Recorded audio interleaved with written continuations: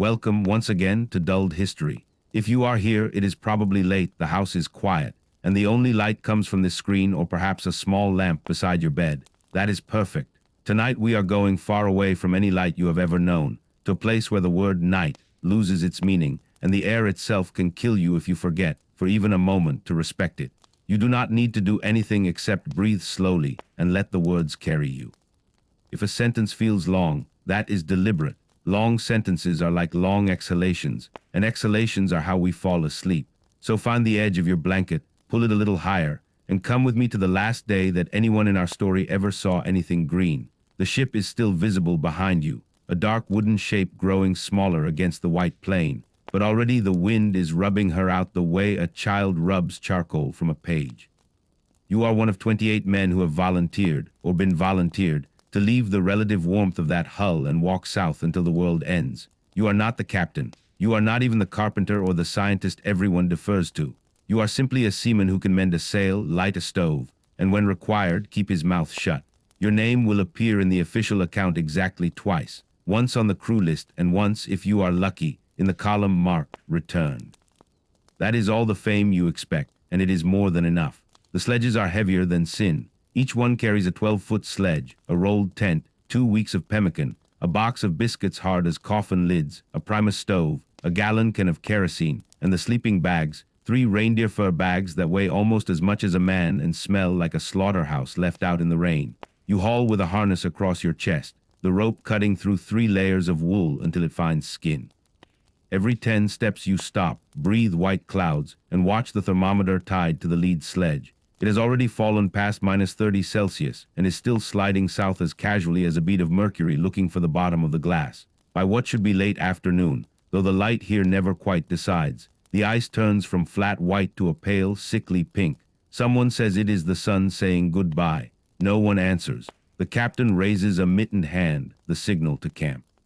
You have marched perhaps 7 miles. It feels like 70. Pitching the tents is the first real test. The canvas is frozen so stiff it rings like metal when it unfurls. You and 2 others, Jackson the stoker and a quiet Icelander named Larson, work together in silence. First you scrape a shallow rectangle in the snow with your ski sticks, then lay 1 ground sheet of thin Willesden canvas, green on one side, black on the other. Over that goes a single layer of wool blanket because wool, even when wet, still holds some warmth. You raise the 2 ridge poles, light bamboo wrapped in tape so they will not shatter at 50 below, and throw the outer fly. It is pyramid-shaped, double-thickness cotton, once white, now gray with soot and old sweat. The inner tent is silk, thin as a handkerchief, the color of weak tea. Between the 2 layers there is supposed to be 6 inches of still air. Tonight there will be none. The wind is already trying to tear the whole thing out of your hands. You drive the bamboo pegs with a carpenter's hammer. Each blow sends a shock up your arm that feels like hitting solid iron. The pegs refuse to bite. The snow here is not snow at all, but tiny crystals of ice that flow like sand. In the end, you pile loose blocks around the valance and stamp them down, praying they will freeze solid before morning.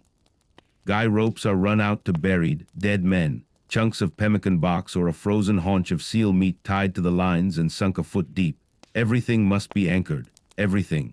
Inside, the tent is 9 feet square and barely 5 feet high at the center. 3 sleeping bags are unrolled side by side like fat grubs. There is no room to stand. You crawl on hands and knees, pushing the Primus box ahead of you. The doorway is a long sleeve of canvas you must tie shut from the inside with frozen fingers that no longer feel like yours. When the knot is finally made, the wind drops to a whisper and then, terrifyingly, to nothing at all. The silence that follows is worse than any storm. Jackson strikes a match. The first match breaks. The second flares, dies. On the third try, the Primus roars into life, a blue dragon sound in the tiny space. You hold your breath. If the flame goes out now, you will not get it lit again tonight. But it holds. The temperature inside climbs from -35 to -20 in the space of 10 minutes, a difference that feels like stepping into a bakery. You can almost hear your eyelashes thaw. The ritual begins. First, snow is scraped from the inner walls where your breath has already started to freeze. Then the cooker is filled with broken blocks of sea ice. No fresh water exists here, and set to melt. While it works, you strip to the waist despite the cold because wool next to the skin must be dry or you will die. The shirts come off stiff as boards, crackling with frost. You beat them against the sledge runner outside the door, then hang them from the ridge pole where the hot air from the Primus can reach them. The smell that rises is ancient and intimate. Wet dog, tallow, unwashed sailor, and something metallic that might be fear. Your boots are the worst. They are soft reindeer skin kamiks with the fur inside, lined with sennegrass that is supposed to wick moisture. Tonight the grass is a solid block.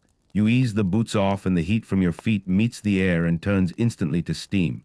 If you do not dry the inside now, tomorrow the boots will freeze solid and you will lose toes. Larson produces a candle stub and holds it inside each boot until the leather softens and the grass steams. The candle goes out twice from lack of oxygen. Each time you wait, hearts hammering while he coaxes it alive again. At last, the three of you crawl into the bags. They are made from the hides of reindeer shot the previous summer in Spitzbergen, the fur turned inward. We knew they were soft and golden. Now they are black with soot, stiff with ice, and smell like death warmed over. You wriggle down until only your nose and eyes remain outside the opening. The rule is simple. If you can see your own breath inside the bag, you are done for. You pull the drawstring tight until there is only a finger-sized hole for air. Then you lie still and listen to the tent fabric popping as it contracts in the cold, a sound like distant rifle shots. Outside, the temperature keeps falling. Inside, the Primus is turned as low as it will go, just enough to keep the hoarfrost from forming on the inside of the silt. The three of you lie spooned together for warmth. Jackson in the middle because he is the biggest, you on the windward side because you are youngest and therefore expected to suffer, Larson on the lee because his feet are already suspect. Your beard freezes to the reindeer fur. Someone's elbow finds your kidney. No one complains. Complaints waste heat. Time loses meaning. There is no ticking clock, only the soft hiss of the stove and the slow thud of your own heart. At some point the Primus sputters. Jackson reaches out one bare arm, pumps the plunger twice, and the flame steadies. The temperature inside the bag creeps up to just below freezing. That is luxury. That is paradise. You feel the others relax against you, the way animals relax when they finally believe the danger has passed for now. Much later, hours, perhaps days, the wind returns. You feel it before you hear it, a pressure change against the eardrum. Then the tent begins to shake, gently at first, the way a dog shakes water from its coat. The guy ropes hum. Snow hisses across the silk like dry sand. The bamboo poles creak. You open your eyes in total darkness and realize that the Primus has gone out. The cold rushes in so fast it feels like drowning. Someone whimpers. It might be you. Jackson moves first. He finds the matches by touch, strikes one on the box lid. The flare blinds you all. In that single heartbeat of light, you see the inside of the tent glittering with fresh hoarfrost. Every breath you have taken tonight now turned to knives of ice hanging from the ridge. The match dies. Jackson pumps the Primus in the dark, his breath coming in sharp sobs. On the fourth try it catches. Blue light blooms again. The temperature begins its slow climb back from the abyss. No one speaks. There is nothing to say. You pull the drawstring of your bag a fraction tighter, press your frozen cheek against Larson's shoulder blade, and wait for the tiny flame to remember its job. Somewhere far away, the ship's bell rings 8 times, 4 o'clock in the morning or 4 in the afternoon. It hardly matters. Here there is only one time, the time before the stove goes out again, and the time after. Eventually the shaking stops. The wind moves on to torment some other patch of ice. The tent settles with a sigh, the way an old man settles into a chair. Warmth returns degree by reluctant degree. Your heartbeat slows. The reindeer fur against your face begins to soften where your breath melts it. Exhaustion, vast and oceanic, rises up and carries you under. That is the first night. There will be 200 more exactly like it, each one a small, private war against the cold. You do not know this yet. All you know is that you are still alive, that the 2 men pressed against you are still breathing, and that the tiny blue flame in the Primus stove is, for now, the only thing standing between you and the temperature of interstellar space. Sleep comes, thin and wary, the sleep of a creature that knows dawn is a rumor here, and that the dark is patient. When the Primus finally dies for the night, turned off deliberately this time, because kerosene is life, and we have only so many gallons left, the silence that follows is not peaceful. It is the silence of a courtroom after sentence has been passed. You lie in the dark listening to the tent fabric cool and shrink. Every few seconds there is a sharp crack, like a branch breaking under snow, as another thread contracts and pulls the bamboo poles a millimeter closer together. The pyramid is slowly trying to fold itself into a coffin. You have been taught to love this tent. You have also been taught to fear it more than open ice. The tent is a Scott-patterned double-walled pyramid, 9 feet along each side of the base, 5 feet 6 inches high at the apex. The outer fly is heavy green Willesden canvas, proofed with linseed oil until it feels like sailcloth. The inner liner is Japanese silk, the color of nicotine stains. Between the two walls there is supposed to be a cushion of dead air 6 inches thick. In practice, there is usually drifting snow, hoarfrost, and the accumulated breath of 3 men who have not washed properly since Scotland. Erecting it in calm weather is merely difficult. Erecting it in wind is an act of collective prayer. You have done it so many times now that your body knows the sequence better than your mind does. Lay the black side of the ground sheet down so it absorbs whatever heat the ice refuses to give back. Spread 1 blanket, never 2, because 2 blankets mean 1 less blanket inside a sleeping bag somewhere. Plant the 2 bamboo ridge poles in their brass ferrules. They must be exactly vertical, or the whole structure will sag to one side, and the wind will find the weakness like a wolf finding a broken rib. Throw the outer fly. The frozen canvas lands with a noise like a mainsail hitting the deck. Crawl inside, dragging the silk liner behind you. Tie its 4 corners to the same pegs that hold the outer fly, but half an inch looser so the 2 walls never touch. Touching walls conduct heat away faster than bare skin. Close the door sleeve. This is the moment everyone hates. You must knot the drawstrings from the inside while lying on your stomach, cheek pressed to the ground sheet that still feels like a butcher's slab. Build the snow wall. On your knees in the dark, you scrape blocks with the aluminum cooker lid and stack them around the valance until the tent looks like a very small, very sad igloo. The wall must be 2 feet high and a foot thick. Anything less and the wind will scour underneath and rip the floor away. When the job is done properly, the tent disappears. From 50 yards away, there is only a low white mound with a thin plume of smoke rising from the vent pipe. From inside, there is only the faint glow of the primus and the knowledge that 12 ounces of canvas and a prayer are all that separate you from -55. The tent has rules. They are never written down, but every man learns them the way a child learns not to touch fire. Rule 1. Never leave the tent without telling the others exactly where you are going and when you will be back. The ice looks flat. It is not. A man can vanish between one breath and the next. Rule 2. Never open the door sleeve unless the primus is lit. Cold air is heavier than warm air. The moment the sleeve opens, it pours in like water and pools on the floor. If the floor freezes, you will sleep on a skating rink. Rule 3. Never ever hang a wet mitten or sock above the primus to dry unless you are prepared to drink the water that drips from it. Damp wool frozen to the ridgepole has ended more toes than frostbite itself. Rule 4. When the wind rises above 40 knots, 1 man must stay awake and hold the central pole. The bamboo is strong, but it is not strong enough. A tent collapse at -50 is not survivable. Rule 5. The tent is not a home. It is a lung. Treat it like one. Breathe slowly. Breathe together. Panic uses oxygen and creates moisture, and moisture is death. You learn the tent's moods the way sailors once learned the moods of wooden ships. There is the soft, almost tender breathing when the wind is light, and the silk liner billows gently inward with every gust. There is the angry snorting when a blizzard tries to inhale the entire structure.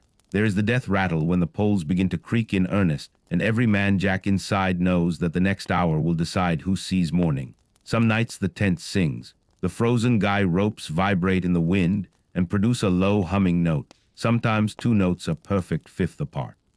When that happens, the 3 of you lie still and listen, because it is the only music you will hear for months. Jackson swears it is the ice itself singing through the ropes. Larson says it is the tent telling you it is still alive. You do not argue. You simply listen and feel something loosen in your chest that has been clenched since the sun vanished. Other nights the tent weeps. Your breath freezes on the inside of the silk and builds up in long, delicate feathers of hoarfrost. By morning, the ceiling is armored with ice an inch thick. When you brush against it, it showers down like glass snow. You open your mouth and catch the flakes on your tongue because water is precious and because it tastes faintly like the sky. The worst nights are the quiet ones, when the wind drops to nothing and the cold deepens until the air itself seems to solidify. Then the tent becomes a tomb. The primus hisses but gives no heat. Your beard freezes to the sleeping bag opening. The reindeer fur inside the bag turns brittle and crackles when you shift position. You can hear your own pulse in your ears, slow and heavy. the way a seal's heart beats under thick blubber. On those nights you understand why the Inuit believe the cold has a spirit and that it is hungry. You learn to read the tent's temperature by touch. If you can rest the back of your bare hand against the inner silk for a count of 5 without pain, it is warm enough to sleep. If you can only manage a count of 3, someone must pump the primus again. If you cannot bear to touch the silk at all, you are already in trouble. There is a particular sound the tent makes when it is about to fail. A soft, almost apologetic sigh as the ridge pole bends another fraction of an inch. You have heard it twice. The first time you were alone on ski patrol, and the pole snapped while you were 20 miles from camp.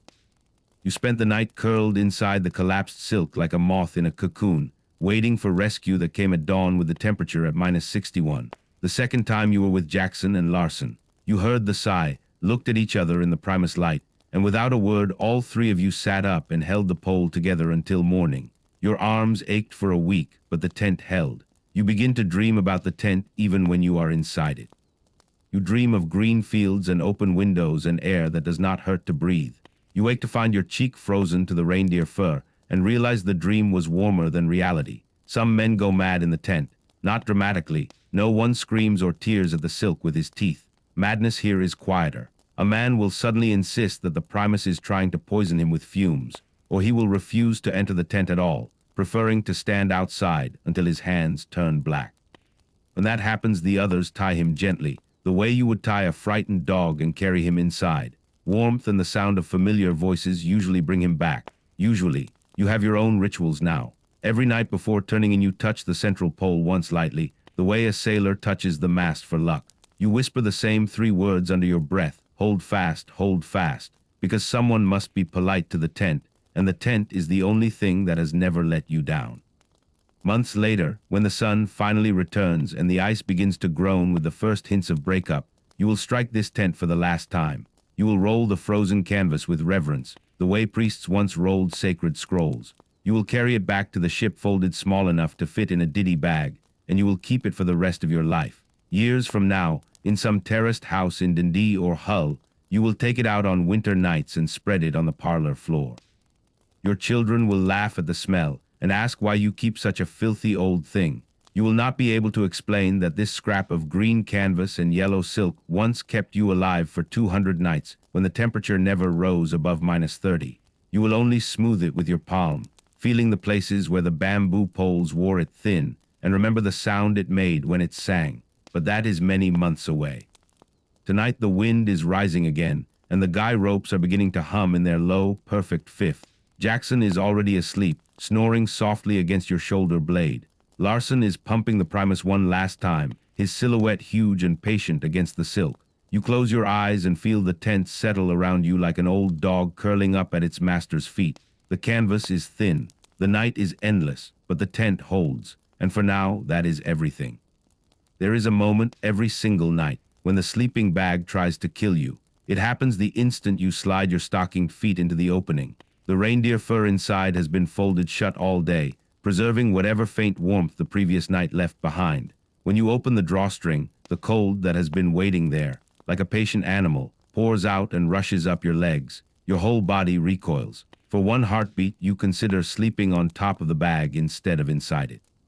Men have died doing exactly that, lulled by exhaustion into thinking a few extra minutes of comfort are worth the price. You know better. You force yourself downward, inch by inch, until the fur closes over your head and the drawstring is pulled tight, leaving only a coin-sized hole for air. Now you are sealed inside a private winter. The sleeping bag is not one bag but 3, sewn together in the Greenland fashion. An inner bag of soft doeskin fur turned inward, a middle bag of thicker stag fur, and an outer cover of heavy canvas to keep the wind out. When new, the combined weight is nearly 50 pounds. After 3 months on the ice, it is closer to 60, because every night your breath freezes into the fur and adds another layer of ice. By morning, the bag is a rigid sarcophagus lined with hoarfrost an inch thick. Getting out feels like being born again, except birth is supposed to be warm. The first law of sleeping bag survival is simple. Never let it get wet from the outside. The second law is crueler. You will sweat inside it anyway. Wool against skin, no matter how carefully dried, still holds moisture. Your own body heat turns that moisture into steam, The steam rises, meets the cold fur at the top of the bag, and freezes solid. Every night you manufacture your own private glacier. Every morning you must fight it. The ritual is always the same, and it begins the moment the Primus is lit for breakfast. Open the drawstring just enough to thrust one arm out into the freezing air. Grab the bag by the foot and drag it upright so the opening points toward the stove. Beat the bag against the sledge runner outside until the ice showers out in glittering clouds. Turn the bag completely inside out, fur now facing outward, canvas lining exposed, and hang it from the tent ridge pole directly above the Primus flame. Pray the flame does not gutter while you are doing this, because if the bag falls into the cooker, you will lose half your insulation and possibly an eyebrow. While the bag hangs, the heat rises into the frozen fur, and the ice begins to sublime, turning directly from solid to vapor without melting. The tent fills with a smell like wet dog left too close to a fire. Steam billows off the fur in thick clouds. If you watch carefully, you can see tiny droplets form on the silk roof, tremble, and then race downward in frantic rivulets before they freeze again. The temperature inside the tent climbs to a balmy -10. Your fingers, numb from beating the bag, begin to burn as blood returns. You stand there in nothing but wool underwear and felt slippers, shivering violently, because this is the only time all day you are allowed to be half naked without courting death. When the bag is as dry as it is ever going to get, usually still stiff enough to stand upright by itself, you turn it right side in again and lay it on the ground sheet to air for the final 10 minutes. The fur is now warm to the touch, almost pleasant. You crawl in quickly, before the cold can reclaim it, and pull the drawstring tight. For one brief, treacherous moment the bag feels like heaven. Then your body heat begins the whole cycle again. There is an art to arranging 3 men inside one small tent and 3 separate bags. The warmest place is the middle, so the coldest man sleeps there tonight. Tomorrow it will be someone else's turn. You learn to lie like spoons in a drawer, knees tucked into the bend of the man in front, one arm flung over his hip for extra contact. Skin to skin is warmer than any number of blankets, but skin to skin also means sweat, and sweat means ice by morning. Some expeditions solve this by sewing all 3 bags together into one enormous flea bag. Your captain refused. He said men needed the dignity of their own space, even if that space was 6 inches of frozen reindeer hair. Dignity, you have learned, is a luxury measured in degrees of frostbite. Some nights are worse than others. There is the night Jackson's bag splits along an old seam in half, the fur rips away. You wake to find him curled rigid, lips blue, unable to speak. You and Larson drag him into your bags, one on each side, and lie there for 6 hours sharing breath and heartbeat until the shivering stops. In the morning, the temperature has fallen to -57. Jackson never mentions the night again, but from then on he sleeps with a canvas repair kit under his pillow like a child with a teddy bear. There is the night the Primus explodes. A blocked jet sends a tongue of flame up the inside of Larson's bag and sets the fur alight. The smell of burning hair fills the tent. You beat the flames out with mittened hands while Larson thrashes like a seal in a net. When it is over, his bag is half bald and smells like a singed cat. You spend the rest of the night taking turns warming his feet between your thighs because frostbite has already begun its pale work on his toes. There is the night you dream of green fields and wake to find you have kicked your way out of the bag entirely. The shock of cold is so sudden you cannot scream. The air itself feels like ground glass in your lungs. You claw your way back inside, dragging the frozen opening shut behind you, and lie rigid until warmth returns. You do not sleep again that night. You count heartbeats instead, 160,000 until dawn. You begin to understand why the Inuit laugh at European sleeping bags. They sleep naked inside their igloos, they say, because fur against skin makes moisture, and moisture kills. You try it once on a dare, stripping to the skin and sliding between 2 reindeer robes with the fur turned outward. For 1 hour it is bliss. Then the sweat begins, and by morning you are encased in a shell of ice that has to be chipped away with a knife. You never try it again. Slowly, imperceptibly, the bags change you. Your beard grows long and matted, fused to the fur by ice. Your hair mats into solid ropes. The skin of your thighs turns pale and spongy from constant damp. You lose weight so quickly that the bags, once snug, now have room for 2 men and a dog. You learn to sleep with your arms crossed over your chest to keep the warmth in your core, the way a penguin stands on an ice floe. You learn to breathe through the tiny hole in the drawstring in slow, deliberate sips, because fast breathing makes more moisture. And yet, despite everything, the bag becomes the one place in the world where you are safe. Outside is wind that can flay skin from bone in minutes. Outside is ice that creaks and groans like a living thing. Inside the bag, pressed between Jackson's furnace-like back and Larson's icy feet, you are reduced to the simplest possible form of life, a heartbeat wrapped in fur, waiting for morning. Some nights you talk, not much, just enough to remind yourselves you still own voices. Jackson tells the same story about the girl in Leith who promised to wait.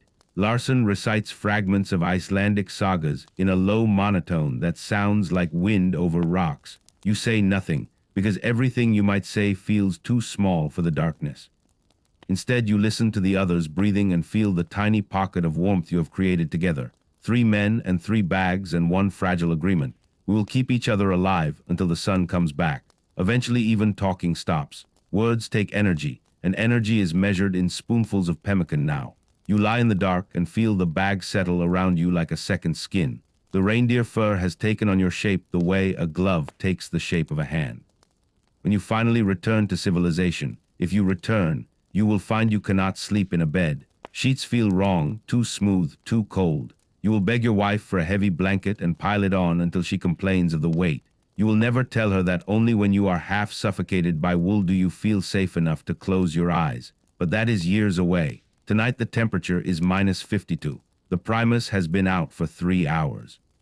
The bag around you is stiff with ice and smells of smoke, sweat, and something faintly sweet that might be the beginning of gangrene on Larson's little toe. You pull the drawstring 1 fraction tighter, press your frozen nose into the fur at Jackson's neck, and wait for the long, slow business of staying alive until morning. The sleeping bag is trying to kill you. It is also the only thing keeping you alive. You have made your peace with that. There is only one god inside the tent, and its name is Primus number 5. It is a squat brass cylinder no bigger than a sailor's rum ration. Yet every evening at 5 o'clock, by the chronometer we still wind though the sun has forgotten us, 3 grown men kneel before it in perfect silence, the way monks once knelt before relics. The Primus is our hearth, our cook fire, our chapel bell, and our last defense against the dark. When it burns, we live. When it fails, we begin, very quietly, to die. The ritual begins the moment the tent is sealed. Jackson, who has the strongest thumbs, is always the priest. He lays the stove in the exact center of the ground sheet on its little sheet of asbestos, so the flame cannot scorch straight through to the snow beneath. Larson fills the spirit cup with methylated spirit to the scratched line he made with a knife back in October. No more, no less, because too little and the stove will never reach pressure. Too much and the flare-up will set someone's beard alight. You are the acolyte tonight. Your job is to hold the match ready, and to watch the pressure gauge like a hawk watches a rabbit. Jackson strikes. The spirit cup blooms with a soft blue flower of flame. For 30 seconds nothing happens except the gentle popping of warming brass. Then the stove begins to sing, first a whisper, then a low growl, then the full roaring dragon note that means the vaporizer is hot enough. Jackson's hand moves to the pump. 20 slow strokes, 30, 40. The pressure climbs. The growl becomes a snarl. At 50 strokes the needle kisses the red line and Jackson's thumb comes off the pump as if it were hot iron. Now comes the moment of faith. He turns the wheel a quarter turn. For 1 heartbeat, there is only the wind outside and the tiny blue flower in the cup. Then the vaporized kerosene hits the flame, and the Primus explodes into life. A steady, pure roar of blue fire topped by a white heart, so bright you have to squint. Heat washes over your faces like opening an oven door in winter. The temperature inside the tent jumps 10 degrees in the first minute. You feel your cheeks burn, your eyelashes crisp, the ice in your beard begin to weep. It is the closest thing to sunrise we have seen in 94 days. The cooker itself is a battered aluminium beast with 2 pans that nest together like Russian dolls. The lower pan is filled with snow chopped into marble-sized pieces, never big chunks, because big chunks take too long to melt and waste heat. You pack the snow tight with your mittened hand until it squeaks.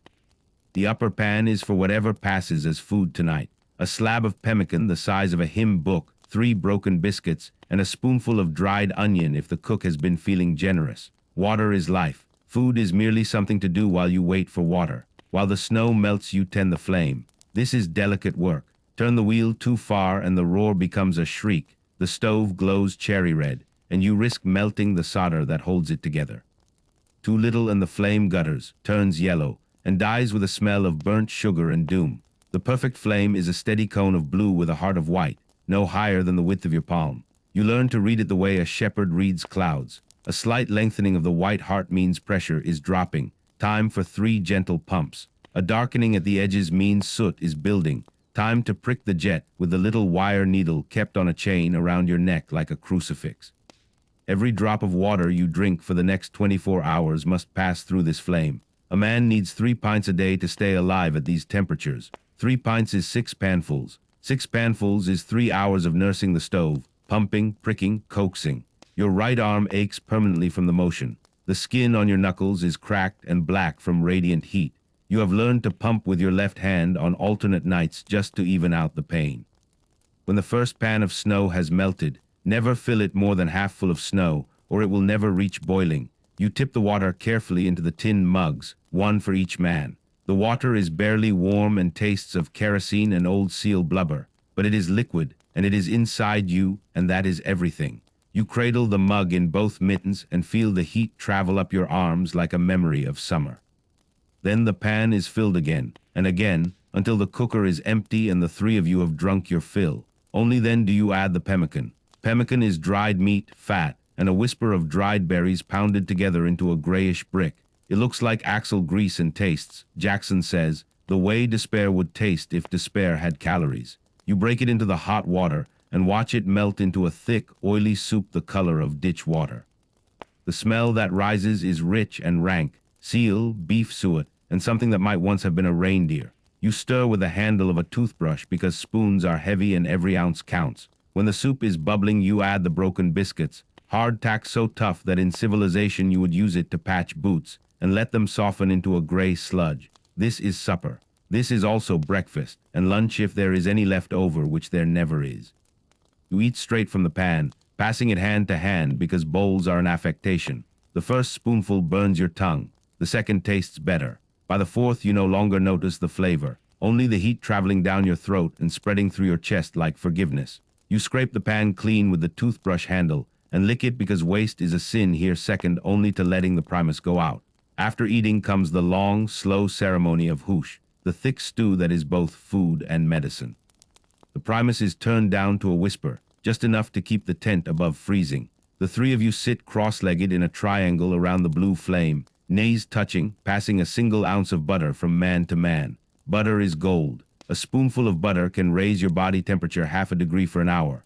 You let it melt on your tongue and feel it slide down like liquid sunlight. Then comes cocoa, if the cook has been generous, or tea so black and bitter it could etch steel.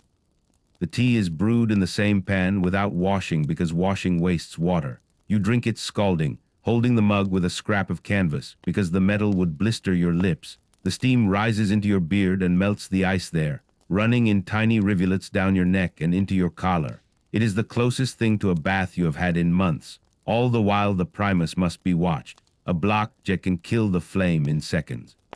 A sudden gust down the vent pipe can blow it out like a birthday candle. You have a standing order. The last man to fall asleep must turn the wheel a quarter turn to the left, lowering the flame to a pilot light that will keep the tent just warm enough to prevent total disaster. You take turns being the last man awake. Tonight it is you. Jackson and Larson crawl into their bags, moving with the stiff carefulness of old men. The tent settles into its nighttime breathing.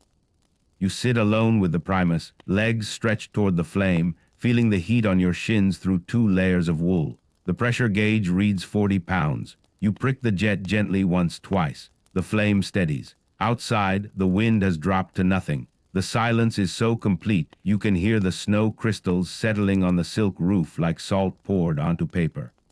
You allow yourself 1 minute, 1 single minute, to stare into the blue heart of the flame and remember things that have no business being remembered here. The smell of your mother's kitchen, the way gulls wheeled over the docks at Dundee, the softness of a girl's hand the night before you sailed. Then you push the memories away because nostalgia is a luxury that costs heat and heat is life.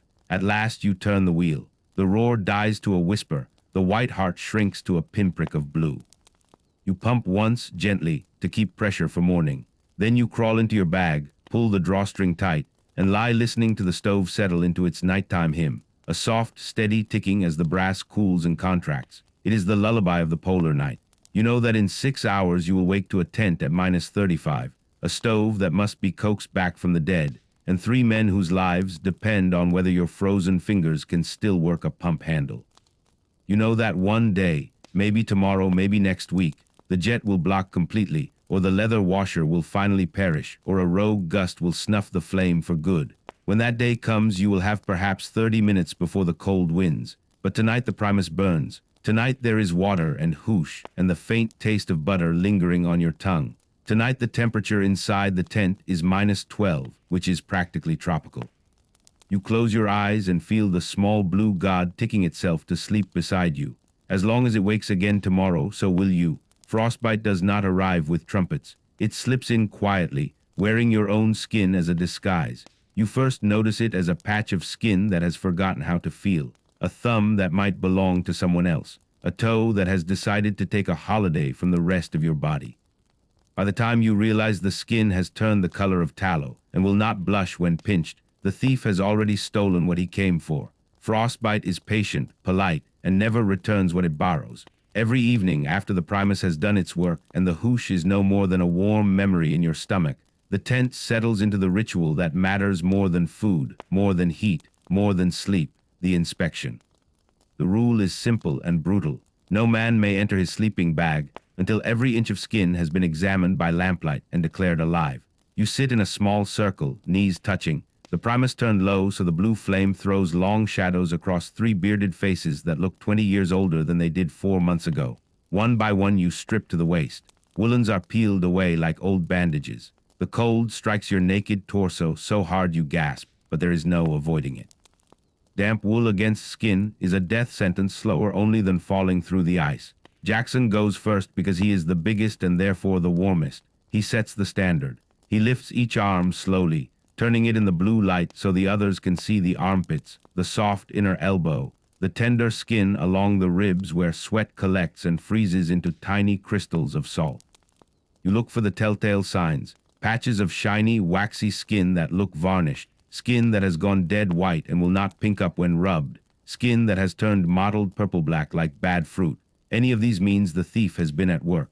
Tonight, Jackson's left forearm shows a pale coin the size of a shilling just below the elbow. He stares at it as though it belongs to a stranger.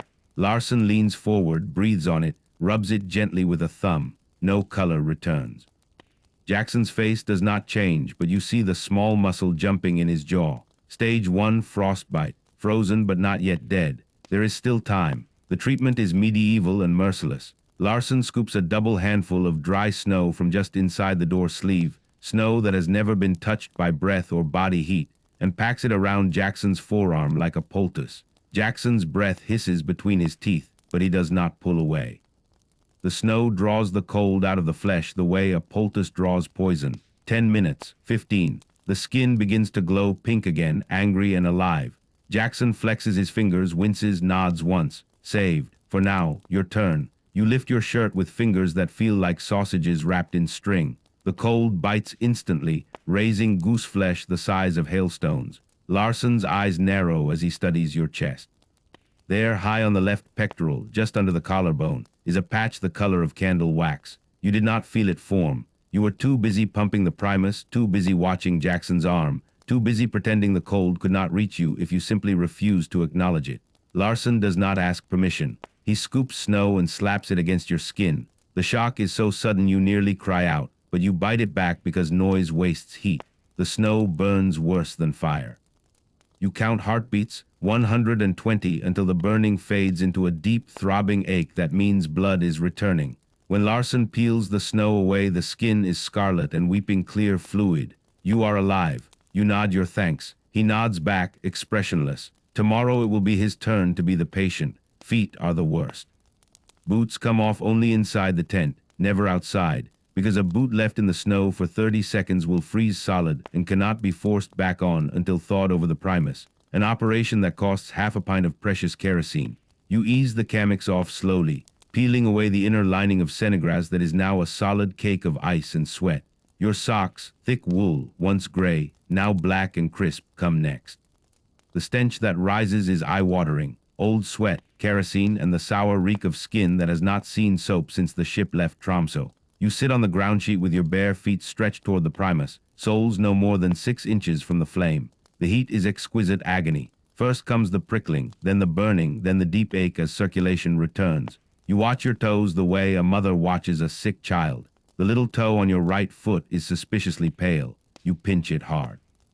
No sensation. You pinch harder, still nothing. Larson sees the look on your face. Without a word, he reaches over, grasps the toe between thumb and forefinger and twists not gently. Pain explodes up your leg like a flare. You nearly kick him in the face. He grins for the first time in weeks. Pain means life. You laugh, a sound like gravel in a bucket, and the tension in the tent eases a fraction. Some nights are worse. There is the night Larson's left foot turns the color of putty from heel to ankle.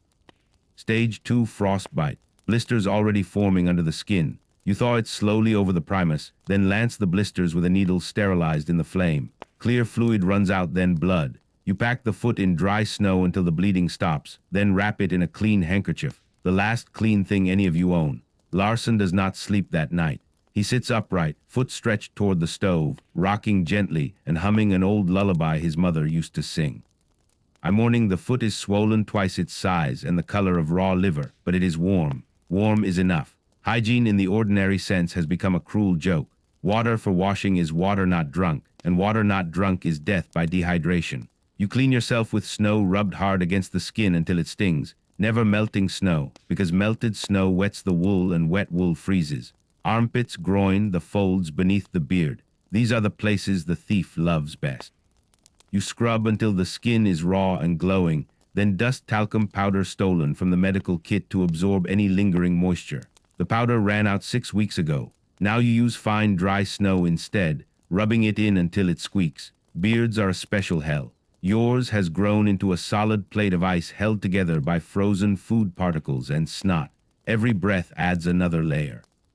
At night you tie a strip of silk across your face to keep the beard from freezing directly to the sleeping bag opening.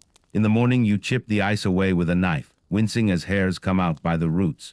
Jackson tried shaving once. The razor was dull, the water barely warm. He sliced his chin to the bone and bled for an hour. The wound froze before it could clot. He has not shaved since. Teeth are cleaned, if cleaned is the word, with a frayed twig and a pinch of soot from the primus. The taste is vile, but scurvy is viler. You chew willow bark for the pain in your gums and pretend it is peppermint. Your tongue probes the gaps where 2 molars fell out last month. No one mentions it. Teeth are a luxury like sunlight. The nightly inspection ends the only way it can, with the solemn pronouncement that all 3 of you are still, technically, alive. You pull your clothes back on, still damp in places, but warmer now from your body heat, and crawl into the bags. Ritual has taken an hour. The temperature has dropped another 5 degrees. You no longer notice. You lie in the dark and feel the places where the thief has already won small victories. The tip of your nose that will never tan again. The patch on Jackson's forearm that will blister and scar. The little toe on Larson's foot that may yet turn black and drop off like a rotten fruit. You catalog these losses the way a miser catalogs coins, because every part of you that remains is a part you still own. Some nights you whisper prayers you half remember from childhood. Some nights you bargain with whatever might be listening. Take the toe, take the nose, take anything but the hands, because without hands you cannot pump the primus, and without the primus you are already dead. Outside, the wind moves across the ice like a blind man searching for something he has lost. Inside, 3 men lie curled in their frozen cocoons, breathing shallowly, dreaming of warmth that does not exist. The thief is patient. He has all winter. But tonight, at least, he has been turned away from the door. There is no sunrise here. There has not been one for 112 days, and there will not be one for 51 more. The world has been reduced to a single color, the blue-black of old bruises. When you step outside the tent, the sky is not above you. It is wrapped around you like wet wool soaked in ink. The stars are so bright they hurt, and the moon, when it deigns to appear, is a thin blade that cuts the ice with light sharp enough to shave by. Inside the tent, there is only the blue glow of the primus and the knowledge that time has stopped working the way it is supposed to. You have begun to lose track of which day is which. The chronometer still ticks, but its hands feel like a cruel joke. Monday, Thursday, Sunday. What difference does it make when there is no Sabbath and no market and no post to deliver? You count time now in small, sacred units. The number of times the primus has been lit since the last full ration tin was opened. The number of pages left in the single book you all share. the number of nights until the calendar says the sun is supposed to return, even though no one truly believes it will. The darkness is not empty. It is full of things that wait. At first, the darkness is merely inconvenient. You bump into sledge runners, lose mittens, step into snowdrifts that swallow you to the knee. Then it becomes intimate. It presses against the tent walls until the silk bulges inward like a lung trying to breathe. It seeps through the vent pipe and curls around the primus flame until the flame itself looks bruised. Finally, it moves inside your skull and sets up house there. Men do not go raving mad in the polar night. That is a story for warmer climates. Here madness is quieter, more polite. It arrives wearing your own face and speaking with your own voice. It sits beside you while you pump the primus and asks, very reasonably, why you are still doing this. It watches you eat your half spoon of butter and wonders aloud whether it would not be easier to lie down in the snow and rest. It is never loud. It does not need to be. The darkness does the shouting. To keep it at bay, you invent routines so exact they feel like prayers. Every evening at 7 o'clock, by the chronometer that no one quite trusts anymore, Larson reads aloud. He has the best voice, low and steady, the kind of voice that once calmed horses on the decks of whaling ships. The book is a battered copy of David Copperfield that has lost its cover and half its pages. You have read it so many times you know whole passages by heart, yet you still lean forward as though hearing them for the first time. When Larson reaches the end, he simply turns back to the first intact page and begins again. No one complains. Familiarity is a rope thrown across the abyss. After the reading comes music. Jackson has a mouth organ no bigger than a matchbox. He plays the same 6 tunes every night. The Bonnie Banks O Loch Lomond, The Parting Glass, a hymn his mother taught him, and 3 reels whose names no one remembers. The notes are thin and reedy in the cold, but they are notes all the same. When he plays, you close your eyes and pretend you are in a pub in Dundee with smoke and laughter and the smell of spilled ale. For 3 minutes the darkness retreats to the corners of the tent and sulks. Then comes the game. The game has only one rule. You must tell a true story you have never told before. It began as a way to pass the time. It has become the nightly exorcism. You sit in a small circle around the primus, knees touching, and take turns. The stories are never heroic. They are small, shameful, tender things you would never admit in daylight. Jackson tells about the time he stole a shilling from his blind grandmother's purse when he was 9. Larson tells about the girl in Reykjavik who waited for him on the pier every time his ship came in, and how he never once had the courage to speak to her. You tell about the dog you had as a boy, half collie, half something wild, who followed you everywhere until the day he followed you too far and was taken by the ice on the Tay.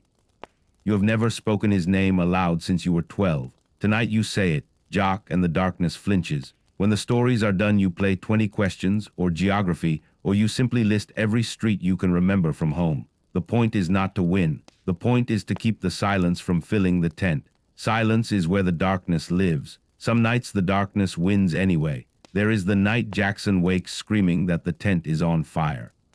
You light the primus in panic and find him thrashing inside his bag, eyes wide, convinced the silk roof is ablaze. It takes both you and Larson to hold him down while he sobs that he can smell burning hair. There is no fire. The temperature is -48. You hold him until the shaking stops, then lie awake the rest of the night listening to him breathe like a frightened child. There is the night Larson refuses to enter the tent. He stands outside in the starlight, barefoot in the snow, claiming the aurora is speaking to him in his dead father's voice. You drag him inside by main force, wrap him in both your sleeping bags, and sit on him until morning. He never mentions it again, but from that night on he sleeps with his mouth organ clutched in his fist like a talisman. There is the night you wake to find yourself outside the tent with no memory of leaving it. You are standing in your stockinged feet, staring up at the stars, and the cold is so complete you feel weightless, as though the darkness has lifted you out of your own body. Jackson finds you and leads you back inside without a word. You do not sleep again for 3 days. You develop small superstitions the way other men develop religion. You never turn your back on the primus flame. You always enter the tent left foot first. You touch the central pole 3 times before lying down, once for each man inside.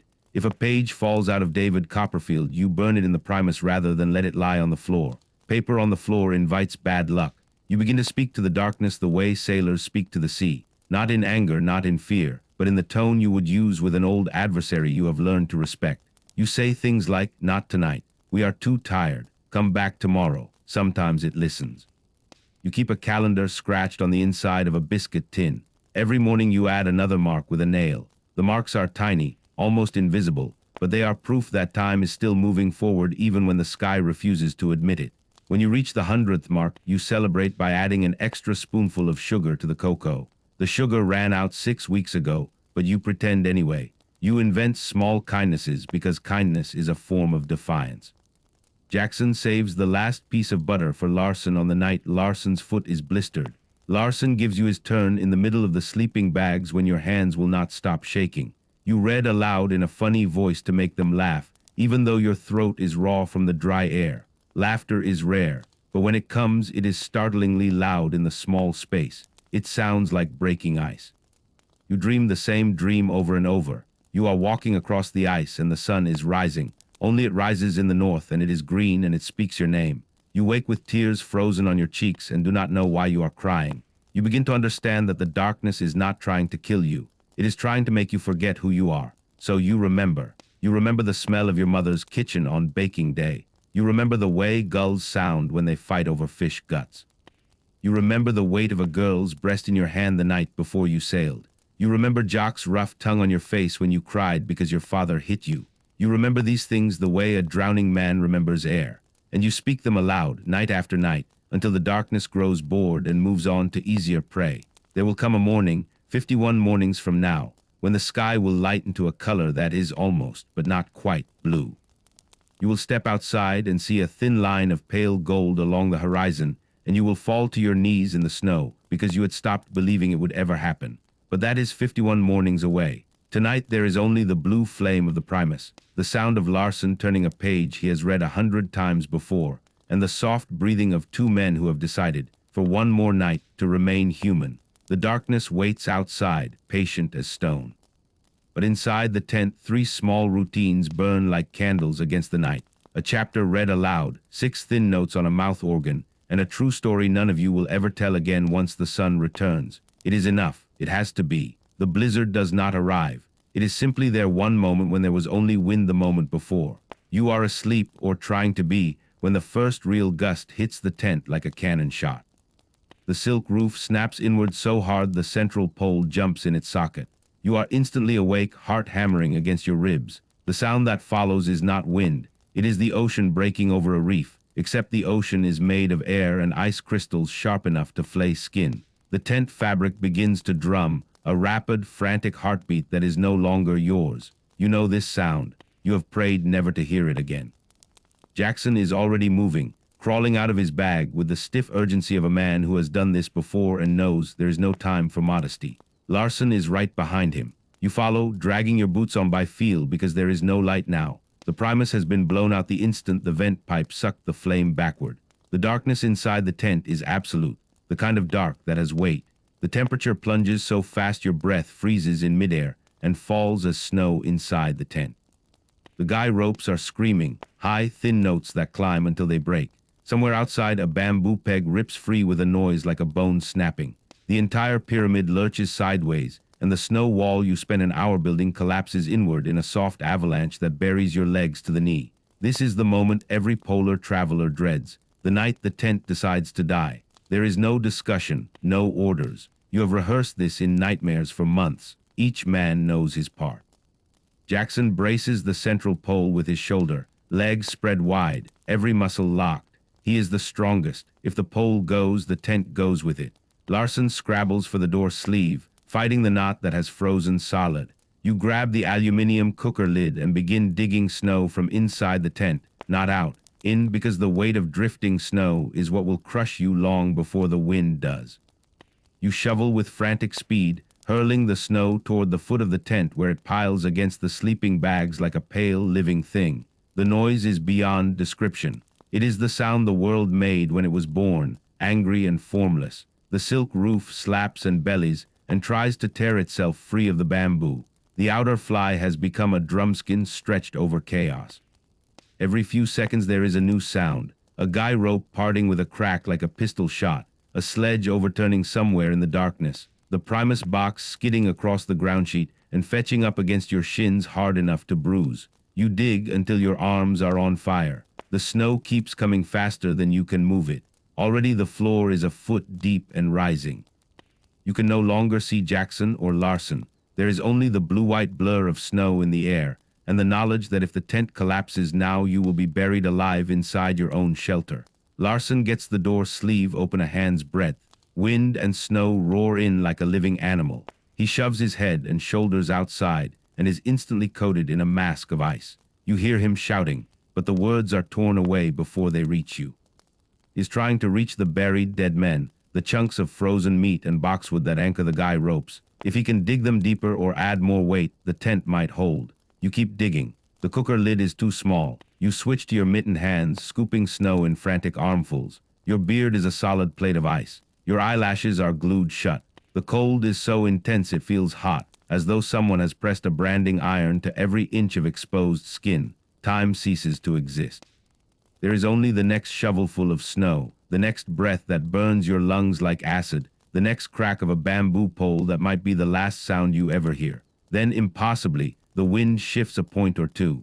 It is still a hurricane, but it is no longer trying to lift the tent bodily off the ice. Jackson's voice, hoarse and triumphant, cuts through the roar. She's holding, she's holding. You collapse against the snow pile you have made, chest heaving.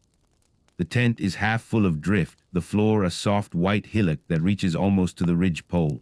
The sleeping bags are buried under a foot of snow. The Primus is somewhere beneath it all, probably ruined, but the pyramid still stands. The bamboo has not snapped. The silk has not torn. You are alive. Larson crawls back inside, trailing a rope of frozen snot from his nose. His eyebrows are white clubs. He looks like an old man who has been rolled in sugar.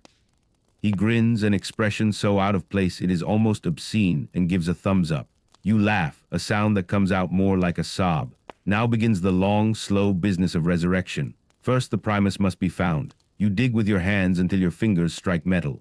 The stove is upside down and half full of snow, but the brass is intact. You right it, shake the snow from the burner, and begin the sacred ritual of lighting in a hurricane. It takes 17 matches and more swearing than a Dundee dockyard, but on the 18th the flame catches and holds. The blue roar is the sweetest sound you have ever heard. Warmth, relative warmth, begins to spread. The snow inside the tent starts to melt where the hot air touches it, turning to slush that soaks everything. You do not care. Wet is better than buried. You dig out the sleeping bags one by one, beating the snow from the fur until your arms ache. The bags are heavier than ever, waterlogged and stiff, but they are whole. You wring them out as best you can and hang them over the ridge pole to drip. The tent smells like a wet sheep that has been struck by lightning. Outside, the blizzard still rages, but the worst has passed. The wind has settled into a steady, malevolent howl instead of the demented screaming of before. You reinforce the guy ropes with every spare line you possess, burying new dead men, the empty pemmican tins, a broken ski, even your spare boots, until the tent is anchored like a ship in a typhoon. Then you do the only thing left to do. You crawl back into the sodden bags, press close together for warmth, and wait for morning. There will be no more sleep tonight. The three of you lie spooned in a tangle of wet fur and icy wool, listening to the storm try to dig you out grain by grain. Hours pass. The Primus burns low, just enough to keep the temperature above the point where breath freezes on the silk. You talk in whispers, not about the storm, not about fear, but about small, ridiculous things. Whether tea tastes better with milk or without, the best way to cook herring, the name of the public house in Leith that served the strongest ale. The talking is a charm against the dark. At some point the wind begins to ease.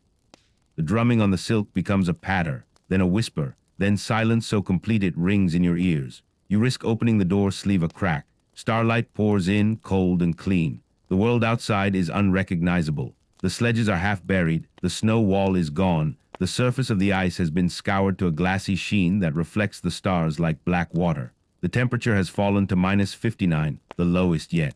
You close the sleeve and tie it shut with fingers that barely work.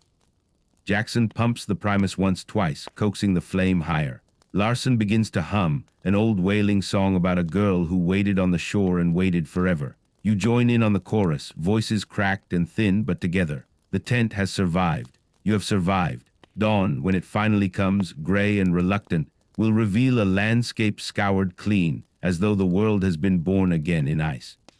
You will dig out the sledges, repair the torn guy ropes, chip the ice from the sleeping bags, and move on. You will not speak of this night again, not directly. But years from now, in some warm room with sunlight pouring through windows, one of you will suddenly stop in the middle of a sentence and look toward the north as though hearing a sound no one else can hear. The others will know. They will not need to ask. Tonight the blizzard has tried to bury you alive and failed. The tent is half full of snow, the sleeping bags are soaked, the Primus jet is clogged with ice, and every bone in your body aches with cold that will not leave for days. But the silk roof still holds its gentle pyramid shape against the stars. The bamboo poles stand firm. The three of you are breathing, and for now, that is victory enough. One morning in what the calendar insists is late March, you wake to a sound you have not heard in 5 months, dripping.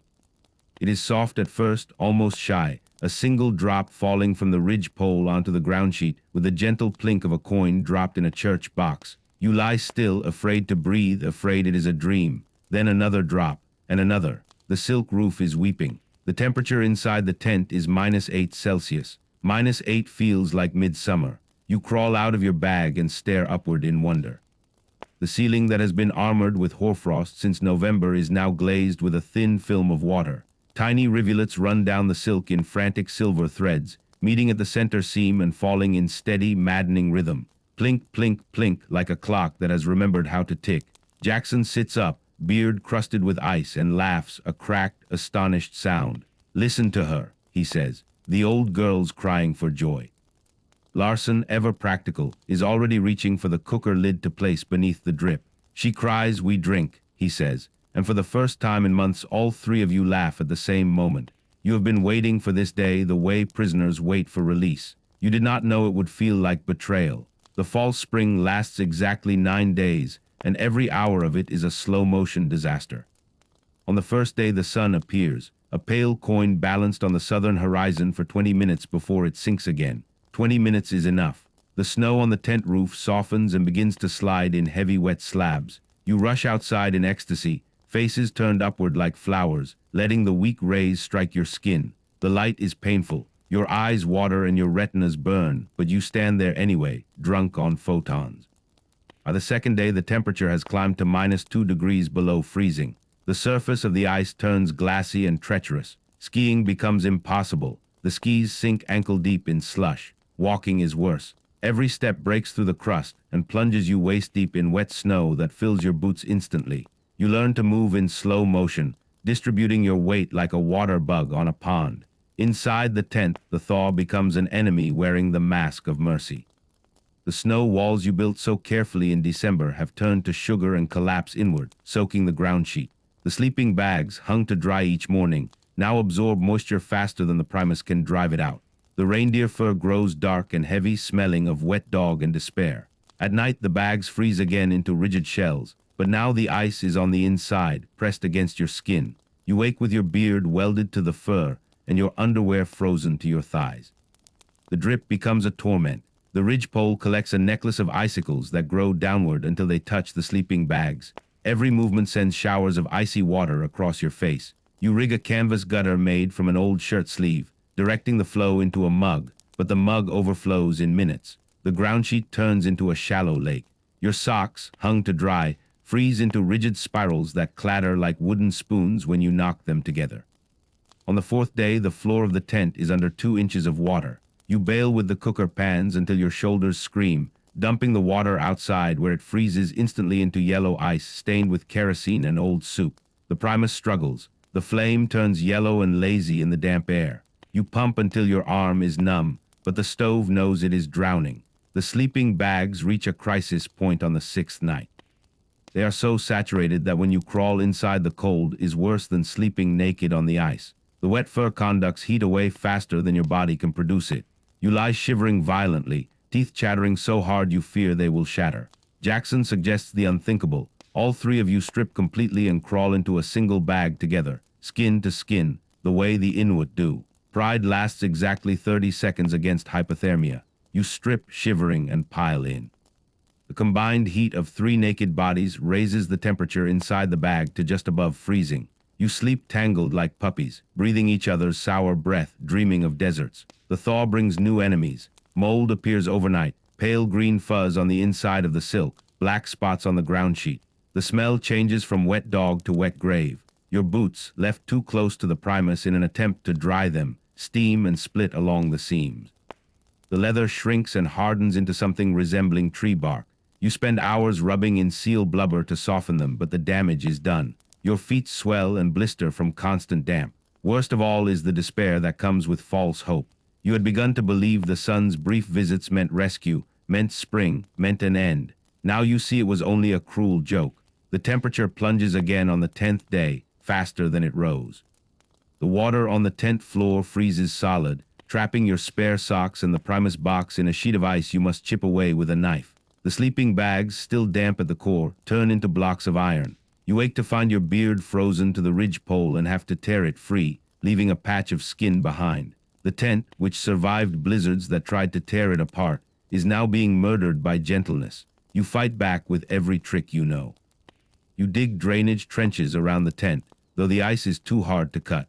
You hang the sleeping bags outside during the brief hours of sun, beating them until your arms give out, only to watch the moisture freeze again the moment the sun vanishes. You burn twice the normal kerosene trying to dry the air inside, knowing each cupful brings you closer to the day the tank runs dry. On the 14th day of the false spring, the temperature drops to -45 overnight. Water inside the tent turns to ice so quickly it traps the cooker lid upright like a monument. You chip it free with the ice axe, swearing in 3 languages. The sleeping bags are now rigid sarcophagi lined with frost feathers. You crawl inside anyway, because there is nothing else to do. You lie in the dark and listen to the tent groan as it contracts in the cold. The silk, weakened by weeks of damp, begins to tear along the seams with soft popping sounds. You do not have the energy to repair it. You simply lie there and wait for morning, whenever morning decides to come. Somewhere in the long hours before dawn, Jackson begins to laugh, a low, continuous sound that is not quite sane. "We wanted sun," he says. "We begged for it, and now it's trying to drown us in our sleep." Larson answers without opening his eyes. "Next time we ask for winter to stay, you say nothing. You are too busy trying to remember what dry feels like." When the real spring finally arrives, months later, sudden and shocking as a slap, you will look back on these weeks as the worst of the entire journey. Blizzards tried to kill you quickly. The thaw tried to kill you slowly, with hope. But tonight the temperature is steady at -30, the drip has stopped, and the sleeping bags, though still damp at the core, are merely freezing instead of drowning. You lie pressed together, 3 men sharing one small pocket of almost warmth, and listen to the ice creak outside like an old house settling. You have learned a new prayer: let it stay cold. Let it stay cold until the sun is strong enough to mean it. The tent holds. The primus burns. You are wet, exhausted, and half mad with vitamin deficiency. But you are alive. And for now, that is still the only miracle that matters. The sun returns on the 163rd day of darkness. Does not rise. It simply appears, a thin blade of gold lying flat along the southern horizon, too weak to cast shadows, too bright to look at directly. You step outside the tent and stand blinking like a mole dragged into daylight. Your eyes stream tears that freeze halfway down your cheeks. The ice glitters so fiercely it hurts, as though the world has been broken into a million tiny mirrors, and every one of them is pointed at you. The temperature is -29. It feels like a heat wave. You have been waiting for this moment for so long that you no longer believed it would come. Now that it is here, you do not know what to do with it. You simply stand in the snow, arms hanging useless at your sides, and let the light pour over you until your retinas ache and your skin prickles with something that might be sunburn. Jackson is the first to move. Drops to his knees in the snow, mittens pressed together as though in prayer, and begins to laugh softly at first, then louder, until he is rocking back and forth and the tears freeze into tiny pearls on his beard. Larson stands beside him, mouth open, staring at the horizon as though expecting it to speak. You feel something crack open inside your chest, a soundless fracture that has been waiting since November. None of you says the sun. You do not need to. The word is too small for what is happening. The tent, your prison, your chapel, your womb, looks suddenly pathetic in the light. A low, gray-green mound half collapsed under its own weight of ice. Guy ropes frayed, silk roof patched with sailcloth and frozen blood. It has kept you alive for 163 nights. Now it looks ashamed to be seen. Striking camp is both a celebration and a funeral. You begin at what passes for dawn. The thermometer reads -25 and climbing. Your work is almost pleasant. You chip the ice from the ground sheet with the cooker lid. Roll the frozen silk liner into a sausage no thicker than your arm and stuff it into its bag. The outer fly comes down last.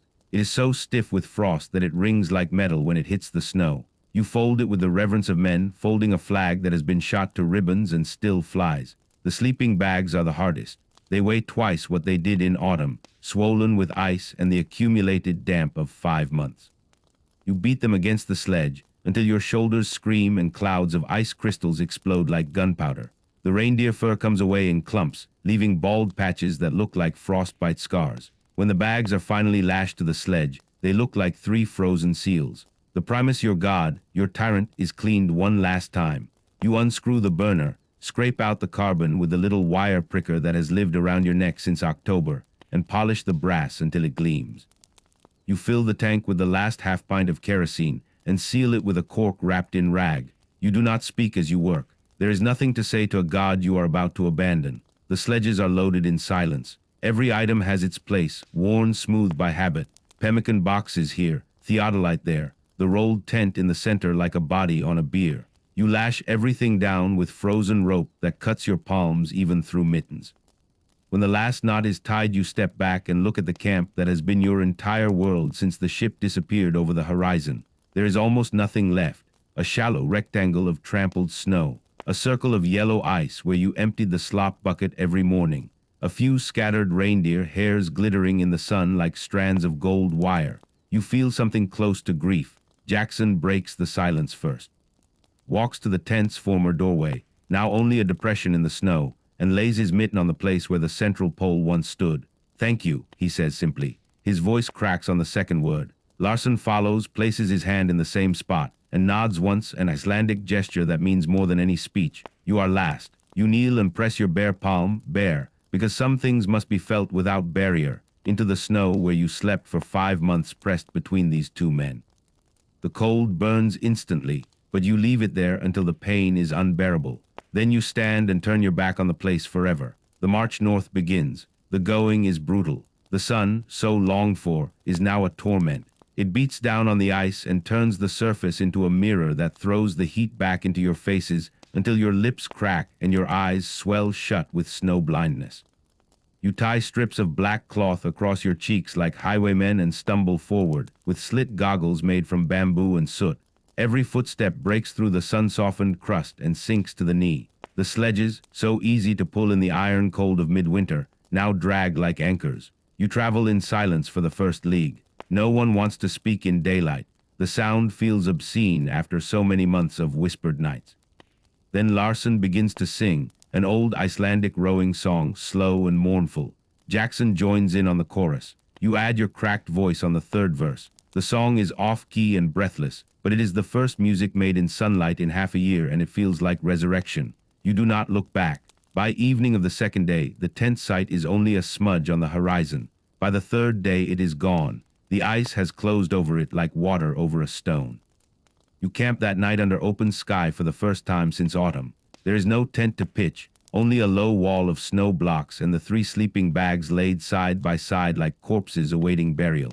The temperature drops to -15 balmy, and you sleep without the familiar drum of canvas overhead. The stars are so close you feel you could touch them. You dream of the tent anyway, the blue flame of the Primus, the smell of wet reindeer fur, the sound of Jackson snoring against your shoulder blade. You wake with ice in your beard and the realization that you miss it. The journey to the ship takes 19 days. 19 days of sunburn and snow blindness, of frost-nipped fingers and cracked lips, of hauling sledges that seem determined to stay where they are. Every night you lie under the open sky and feel the absence of the tent like a missing limb. When you finally see the ship, black hull against white ice, smoke rising straight and thin into a sky that is actually blue, you stop walking. The 3 of you stand in a line, staring, as though expecting it to vanish. Then Jackson drops his harness and begins to run, stumbling and laughing and crying at once. Larson follows more slowly, limping on the foot that will never be quite right again. You bring up the rear, because someone has to watch the sledges, and because you are not ready for the world to start again just yet. The crew cheers when they see you, thin, ragged, bearded like prophets, eyes red from snow blindness and something deeper. They wrap you in blankets and pour hot soup down your throats and ask 1,000 questions you cannot answer. You sit on the warm deck and feel the ship's engines thrum through the planks like a heartbeat that is not your own. That night you sleep in a bunk for the first time in half a year. The mattress is too soft. The air is too warm. There is no blue flame, no reindeer fur, no sound of wind trying to kill you. You lie awake until dawn, listening to the creak of timber and the breathing of strangers, and feel something essential slipping away. Years later in Dundee, in Reykjavik, in a small house in Hull with roses growing over the door, you will take out the folded tent on winter evenings and spread it on the parlor floor. Your wives will scold you for the smell. Your children will laugh and ask why you keep such a dirty old rag. You will not be able to explain that this scrap of green canvas and yellow silk once held the entire world, 3 men, one small flame, and the long polar night, in its gentle pyramid shape. You will only smooth the places where the bamboo wore it thin, and touch the patched tears, and remember the sound it made when it sang in the wind. You will remember the nights you thought would never end. You will remember the mornings you were certain would never come.